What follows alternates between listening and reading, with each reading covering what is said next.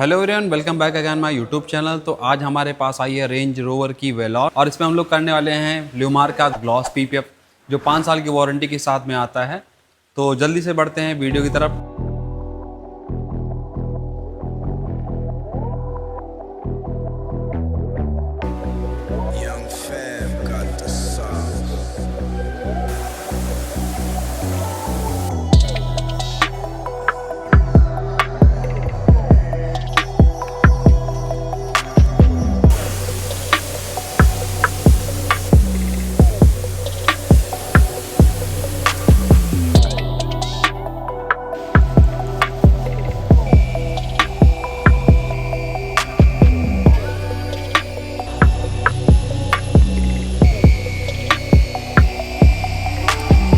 तो इस कार में हम लोगों ने पेंट करेक्शन कर लिया है। और पेंट करेक्शन आप भी सोच रहे हो कि ये पेंट करेक्शन क्या होता है। तो पेंट करेक्शन का मतलब ये होता है कि जब भी नई गाड़ी आती है पीपीएफ के लिए, हम लोग पहले बॉडी पे जितने भी सॉल मार्क्स और थोड़े से नॉर्मल से जो स्क्रैचेस होते हैं वो हम लोग रिमूव करते हैं पेंट करेक्शन के थ्रू।